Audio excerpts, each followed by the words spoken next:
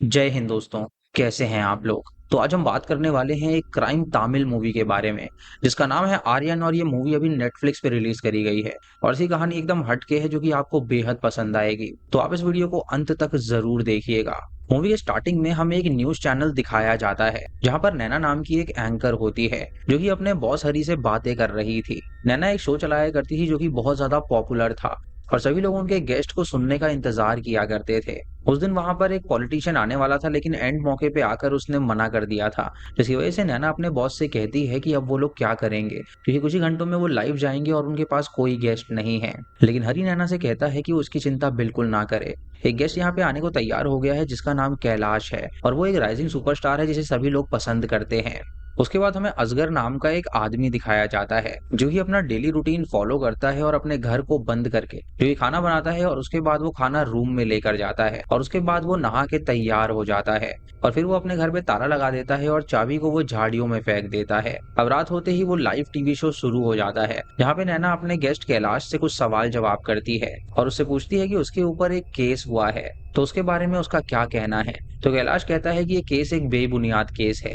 तभी उनके शो के बीच असगर आ जाता है जो कि कैलाश से बहुत ही बदतमीजी तरीके से बात करता है और कैलाश को ये पसंद नहीं आता तो वो वहां से जाने लगता है। लेकिन असगर तुरंत गन निकालता है और उसके पैर पे शूट कर देता है और वो सबको कहता है कि कोई भी यहाँ से नहीं जाएगा क्योंकि यहाँ पर वो आया है अपनी बात रखने के लिए और इससे अच्छा प्लेटफॉर्म उसे कहीं नहीं मिलेगा। वो उस पूरे शो को ही हाईजैक कर लेता है जिससे कि सभी लोग डर जाते हैं और वहीं पे चुपचाप बैठ जाते हैं। जब पुलिस को ये खबर मिलती है तो पुलिस तुरंत वहां पर जाती है जांच करने के लिए और वो सोचने लगते हैं कि आखिर वो मासूम लोगों को कैसे बचाएं। असगर उन सबको अपना नाम बताता है और कहता है कि उन्हें लाइव बंद करने की कोई जरूरत नहीं है क्योंकि वो जो आज बताने वाला है वो सब तक पहुंचना चाहिए। वो कहता है कि दरअसल वो एक राइटर है जिसने कई सारी किताबें लिखी हैं और उसमें एक किताब का नाम आर्यन है जिसे उसने अभी पब्लिश नहीं किया है।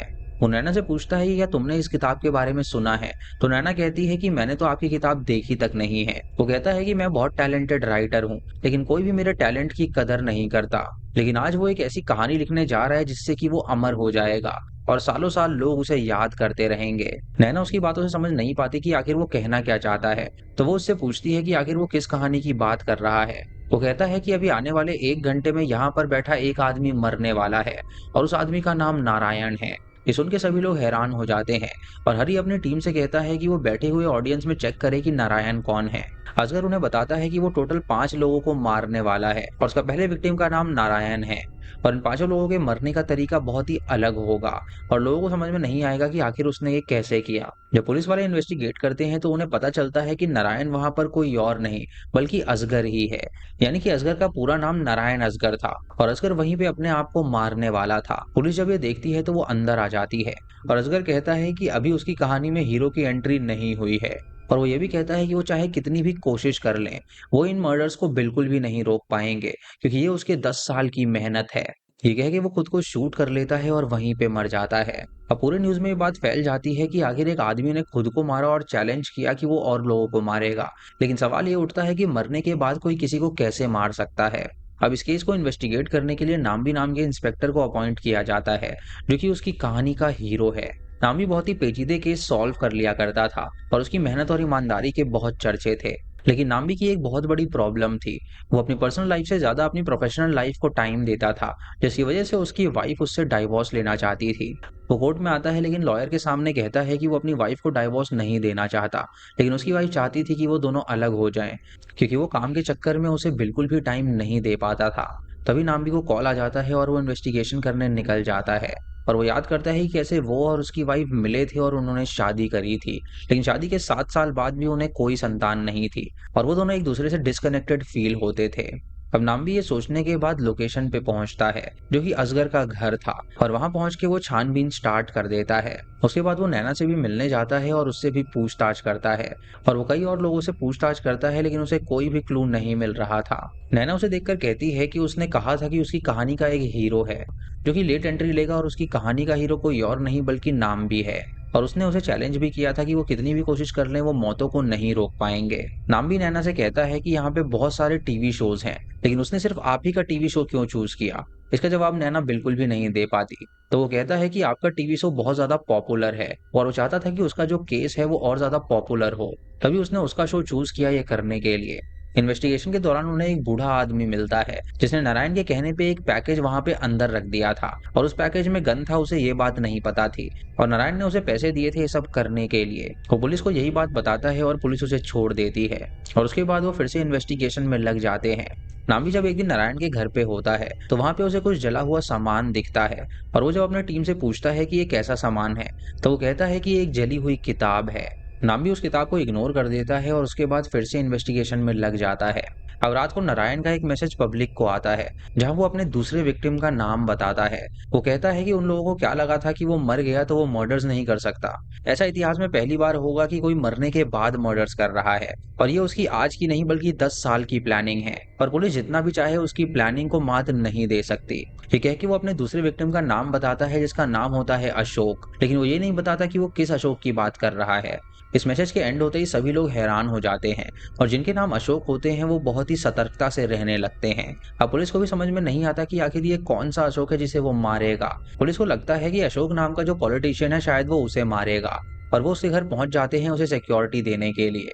अशोक कहता है कि एक ऐसा साइको इंसान है जो कि मरने के बाद भी उसे मारने पे तुला है, जबकि उसका उस आदमी से कुछ लेना देना भी नहीं है। नाम भी ऑफिसर को कहता है कि उसे पक्का यकीन है कि पॉलिटिशियन अशोक बिल्कुल भी नहीं मरने वाला बल्कि कोई और मरने वाला है जिसका नाम अशोक है। ऑफिसर उससे कहता है कि वो 1 घंटे में पता लगाए कि कौन सा अशोक मरने वाला है, लेकिन नाम भी उससे कहता है कि ऐसा करना नामुमकिन है क्योंकि इंडिया में बहुत सारे अशोक रहते हैं। उसके बाद हमें अशोक नाम का एक सिक्योरिटी गार्ड दिखाया जाता है जो कि एक टेलीफोन बूथ में जाता है अपनी पोती को कॉल करने के लिए और जब वो अपनी पोती को कॉल करता है तो उसकी पोती कॉल उठाती है जिससे कि टेलीफोन में ब्लास्ट हो जाता है और अशोक की मौत हो जाती है।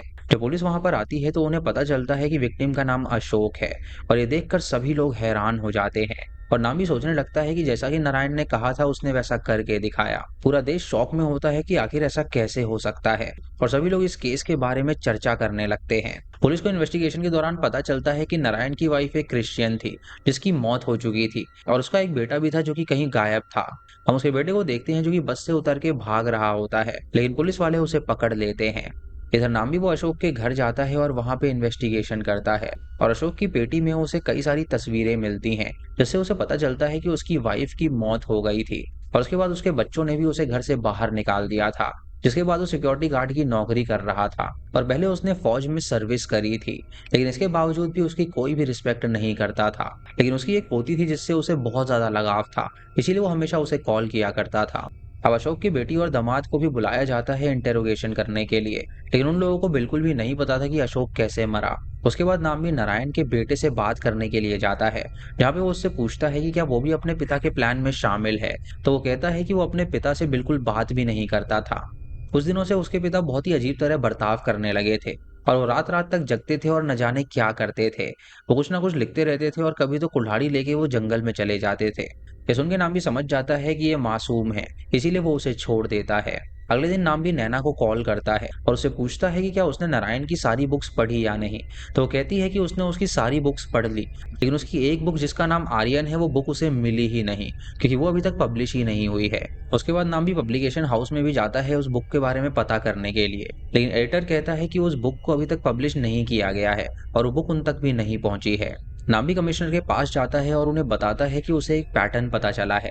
अगर हम असगर नारायण को भी एक विक्टिम की तरह ट्रीट करें तो उसने कुल मिला के अब तक 2 मर्डर किए हैं और उन दोनों के नाम ए से ही शुरू होते थे और इन दोनों की बीवियां मर चुकी थी और इनके बच्चों ने इन्हें बिल्कुल नकार दिया था, इसलिए दोनों लोनली थे और अकेले ही रहते थे। तो हो सकता है कि असगर ऐसे ही विक्टिम्स को चूज कर रहा हो और आगे मरने वाले लोग भी ऐसे ही हों जो कि बूढ़े हों और अकेले हों।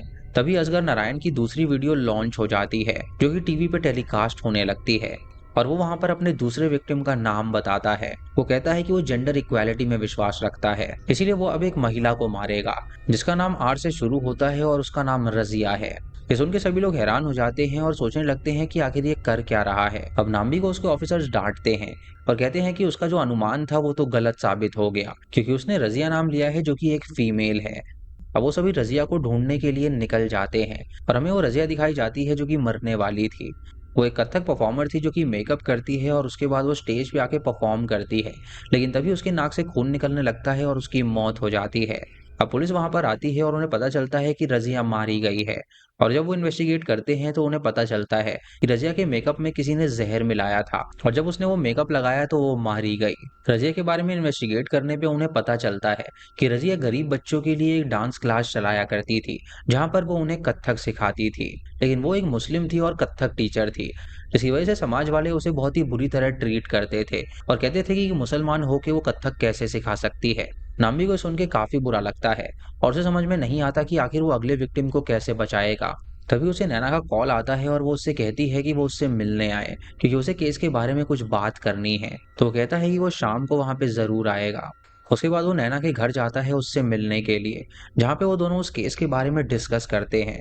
और नैना उससे पूछती है कि आखिर उसने अशोक को ही क्यों चूज किया एज अ विक्टिम। और इस उनके नाम भी कहता है कि उसे अभी कुछ भी समझ में नहीं आ रहा है कि वो अपने विक्टिम्स को कैसे चूज करता है। इधर पुलिस उस गैंग को पकड़ लेती है जिन्होंने असगर को आरडीएक्स सप्लाई किया था, जिसने उसे टेलीफोन बूथ में लगाया था और अशोक की मौत हुई थी। वो बंदा उगलता है और कहता है कि असगर उनके वहां पर आया था आरडीएक्स लेने के लिए, और कुछ पैसों में उसने थोड़ा सा उसे दे दिया था, लेकिन उसे नहीं पता था कि वो उसका ऐसा इस्तेमाल करेगा। अब उन लोगों को गिरफ्तार कर लिया जाता है और उसके बाद नाम भी फिर से उस केस में लग जाता है।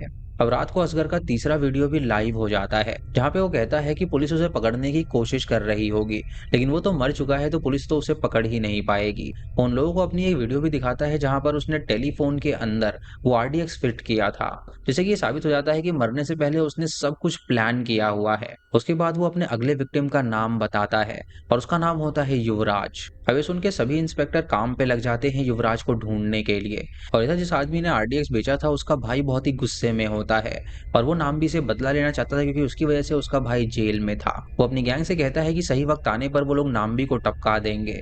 अगले दिन हमें युवराज दिखाया जाता है जो कि एक एक्टिविस्ट था और वो समुद्र को बहुत ज्यादा प्यार करता था। वो अंडर वाटर डाइविंग करने के लिए जाता है और उसकी वहीं पर मौत हो जाती है। और जब पुलिस वहां पर पहुंचती है तो वो इन्वेस्टिगेशन करती है। फॉरेंसिक एक्सपर्ट नाम्बी को बताता है कि उसका जो ऑक्सीजन सिलेंडर था उसके अंदर 100% ऑक्सीजन था, जिसकी वजह से वो सांस नहीं ले पाया और उसकी मौत हो गई। अब नाम्बी को समझ में नहीं आता कि आखिर वो इन मर्डर्स को कैसे रोकेगा, और वो अपनी टीम को उन विक्टिम्स के बारे में बताता है और कहता है कि उसे उसका पैटर्न पता चल गया है। कातिल जानता था कि इन विक्टिम्स का क्या रूटीन है, इसीलिए उसने रूटीन के तौर पे ही उन्हें मारा। जैसे कि अशोक हर 2 दिन में अपनी पोती को कॉल करता था, तो कातिल जानता था कि वो टेलीफोन बूथ में आता है, इसलिए उसने टेलीफोन बूथ से उसे जान से मारा। दूसरी विक्टिम रजिया को उसने उसके मेकअप से मारा, क्योंकि वो जानता था कि वो कथक परफॉर्म करती है। और तीसरी विक्टिम युवराज को उसने उसके पैशन से मारा, क्योंकि वो एक एक्टिविस्ट था और वो चाहता था कि लोग समुद्र में गंदगी ना फैलाएं, और इसी अवेयरनेस के चक्कर में वो पानी के अंदर जाया करता था, जिसकी वो वीडियो बनाता था और उसे पोस्ट करता था। और इसी बात को जानकर उसने उसे अंडर वाटर ही मारा। यानी कि कई सालों से वो उन्हें ऑब्जर्व कर रहा था और इसी ऑब्जर्वेशन के तौर पे वो अपने विक्टिम्स को मार रहा है। वो उन्हें ये भी बताता है कि उसकी जो बुक आर्यन है वो इन्हीं विक्टिम्स के नाम पे है, जिसमें आता है AARYAN, यानी कि ए फॉर असगर और A for Ashok, R for Razia, Y for Yuvraj, और बाकी बचे ए और एन। और ये दोनों विक्टिम कौन होंगे इसके बारे में उन्हें नहीं पता। अब नाम भी इस केस को सॉल्व नहीं कर पा रहा था, जिसकी वजह से वो काफी फ्रस्ट्रेटेड हो गया था। और तभी उसे अपनी वाइफ का ध्यान आता है, इसीलिए वो उसके पास जाता है और उससे कहता है कि वो उसे आजाद कर रहा है। वो डाइवोर्स पेपर साइन करने के लिए तैयार हो जाता है और उसकी वाइफ उससे कहती है कि ऐसा नहीं है कि वो उससे प्यार नहीं करती, वो उसे बिल्कुल प्यार करती है, लेकिन वो उसे जरा भी टाइम नहीं देता है, जो कि रिलेशनशिप में बहुत ज्यादा जरूरी चीज है। नाम भी अपनी गलती एक्सेप्ट करता है और उसके बाद वो वहां से चला जाता है। जब वहां से निकलता है तो स्मगलर के भाई के गुंडे अपने मालिक को कॉल करते हैं और उसे कहते हैं कि नाम भी उनके सामने है, लेकिन स्मगलर का भाई उससे कहता है कि उसे अभी टपकाने की जरूरत नहीं है, सही मौका आने पर वो उसे सबक जरूर सिखाएंगे। अब नाम भी ये चीज इन्वेस्टिगेट करने लगता है कि आखिर असगर वो प्री रिकॉर्डेड मैसेजेस कैसे भेजता है। वो उसके पीसी को ट्रैक करने की कोशिश करते हैं, लेकिन उन्हें उसका पीसी बिल्कुल भी नहीं मिलता। इधर पार्सल लेकर एक बंदा न्यूज चैनल में आता है और वो पार्सल एक न्यूज एंकर के पास पहुंच जाता है और वो देखता है कि वो पार्सल में एक कैसेट है, और वो कैसेट मरने से पहले असगर ने प्लान करके उसे भिजवाई थी, ताकि वो उसे टेलीकास्ट करे और उनका चैनल फेमस हो सके। और उस कैसेट में उसके अगले विक्टिम का नाम था। अब वो न्यूज चैनल वाले उसे टेलीकास्ट कर देते हैं, जहाँ पे उनकी टीआरपी बहुत तगड़ी हो जाती है, जहाँ असगर सबको बताता है कि उसकी अगली विक्टिम का नाम आशा है, और पुलिस वाले आशा नाम की लेडी को ढूंढने में लग जाते हैं। नाम भी कहता है कि उन्हें कोई एक्टिविस्ट या फिर हॉस्पिटैलिटी फील्ड में ढूंढनी चाहिए। और जब वो लोग ढूंढते हैं तो उन्हें आशा नाम की 3 औरतें मिलती हैं, जिसमें से एक का नाम होता है आशा जॉर्ज, जो कि एक नर्स होती है और वो कई सालों से लोगों की मदद करती थी। नाम्बी को लगता है कि शायद उसकी अगली विक्टिम आशा जॉर्ज ही होगी, इसीलिए वो उसके बारे में इन्वेस्टिगेट करता है और उसे पता चलता है कि उसका एक पति भी था जिसकी मौत हो गई थी, और उसके बाद से ही आशा काफी लोनली हो गई थी। अब वो लोग आशा के घर निकल जाते हैं उसे आगाह करने के लिए, और आशा कैंडल लेकर अपने पति के ग्रेव के पास जाती है। नामी जब वहां पर पहुंचता है तो वो देखता है कि उसका घर लॉक्ड है। तो वो पड़ोसी से पूछता है तो वो बताती है कि आज उसके पति की डेथ एनिवर्सरी है, इसीलिए आशा ताई वहां पर गई है कैंडल जलाने के लिए। जब नामी वहां पर पहुंचता है तो देखता है कि आशा ने वो कैंडल जला दी है और वो अभी बिल्कुल सही सलामत है। इसीलिए वो उसे तुरंत अपनी गिरफ्त में ले लेता है और उससे कहता है कि उसकी जान को खतरा है। वो उसे पुलिस की गाड़ी में बैठाता है और कहता है कि आप सेफ हो। और जब पुलिस की गाड़ी वहां से जा रही होती है तो नामी देखता है कि उसके हाथ में कैंडल का निशान है, और ये देखकर वो हैरान हो जाता है और तुरंत गाड़ी में देखता है। और आशा को देखकर वो हैरान हो जाता है क्योंकि वो मर चुकी थी। अभी खबर पूरे न्यूज में फैल जाती है कि पुलिस के सिक्योरिटी के बावजूद भी आशा नहीं बच पाई, जैसे कि पुलिस की बहुत ज्यादा बदनामी होने लगती है। नाम भी नैना से मिलता है और कहता है कि उसे समझ में नहीं आ रहा कि वो क्या करे। तो नैना उससे कहती है कि उसे इतनी जल्दी हार नहीं माननी चाहिए। उसके बाद हमें एक लेडी दिखाई जाती है जो कि साफ सफाई कर रही थी पब्लिक गार्डन की, और वहीं पर उसे एक कैसेट मिलती है। तो वो उसे पुलिस को दे देती है और वो असगर का मैसेज था जहाँ पे उसने अपने लास्ट विक्टिम का नाम बताया था। जब पुलिस वाले उसे सुनते हैं तो वो हैरान हो जाते हैं, क्योंकि वो कहता है कि उसके लास्ट विक्टिम का नाम एन से शुरू होता है। और उसके बाद वो कहता है कि नाम भी सर मैं सही कह रहा हूँ ना। और ये सुन के सभी लोग हैरान हो जाते हैं और सोचते हैं कि आखिर उसे कैसे पता था कि इस केस को नाम भी ही इन्वेस्टिगेट करेगा। लेकिन नाम भी कहता है कि मैं असली विक्टिम नहीं हूँ, बल्कि मेरे अलावा कोई और एन नाम का होगा जो कि मरने वाला होगा। और वो सभी नाम्बी के अलावा उसको ढूंढने लगते हैं कि आखिर वो कौन होगा। और नाम्बी बार बार उस वीडियो मैसेज के बारे में सोचने लगता है, और तभी वो वीडियो मैसेज को देखता है और उसे एक जली हुई किताब नजर आती है, जिसे वो समझ जाता है कि वही किताब है जिसे उसने इग्नोर करी थी। उसके बाद नाम भी एविडेंस रूम में जाता है और वहां से वो किताब निकालता है, और जब वो उस किताब को देखता है तो उसके अंदर पन्ने खाली थे, लेकिन तभी उसे कुछ पन्ने उठे हुए नजर आते हैं। इसीलिए वो एक लाइटर जलाता है और उन पन्नों के पीछे रखता है, जिसकी वजह से इनविजिबल इंक अचानक से विजिबल होने लगती है। एक पेज में उसे असगर के घर का नक्शा नजर आता है, जिसके अंदर उसे एक सीक्रेट रूम नजर आता है, जिसे देखकर वो हैरान हो जाता है और तुरंत उसके घर जाने लगता है। लेकिन उस स्मगलर के भाई के गुंडे उसे पकड़ लेते हैं और उसे मारने लगते हैं, लेकिन वो उन्हें पीट के तुरंत उस घर में पहुंचता है, क्योंकि वो जानता था कि उसकी जो आखिरी विक्टिम है वो वहीं पर मौजूद होगी। वो तुरंत उस सीक्रेट रूम को ढूंढ लेता है और उसके अंदर जाता है, लेकिन जब वो अंदर पहुंचता है तो वो एक कांच में ट्रैप हो जाता है। और अचानक से उसके सामने एक वीडियो चलती है जिसमें अक्सर उससे कहता है कि उसे पता था कि वो यहाँ पे जरूर आ जाएगा, इसीलिए उसने प्लान कर लिया था उसे मारने का। उसे कहते ही उस कांच के अंदर पानी भरने लगता है, लेकिन वो किसी तरह कांच को फोड़ देता है और बाहर निकल जाता है, जिससे कि पानी जमीन पे गिर जाता है। तभी उसकी टीम वहां पर आती है और उससे पूछती है कि क्या वो ठीक है, लेकिन नामी उनसे कहता है कि उसे लगता है कि यहाँ पे जरूर कोई ना कोई विक्टिम मौजूद है, क्योंकि उसका विक्टिम मैं नहीं हो सकता। तभी वो देखता है कि पानी बहते हुए नीचे जा रहा है, और वो जब उस जगह पे ठोकता है तो उसे पता चलता है कि वो खोखली है। इसीलिए वहां से वो उस पत्थर को हटाता है जिसके नीचे वो विक्टिम मिलती है, जिसे उसने बांध के रखा था ताकि पानी बहने की वजह से वो मर जाए। वो उस विक्टिम को बचा लेता है और वो लोग सही सलामत उसे ले जाते हैं। अब सबको लग रहा था ये केस पूरी तरह सॉल्व हो चुका है, और नामी भी काफी रिलीफ फील करता है और वो सबको बताता है कि ये केस अब सॉल्व हो चुका है। लेकिन लोग उससे पूछते हैं कि आखिर असगर नारायण ये सब कर क्यों रहा था। तो वो कहता है कि दरअसल असगर इन लोगों को अमर बनाना चाहता था, क्योंकि इन सारे लोगों को सोसाइटी ने अपनाया ही नहीं था।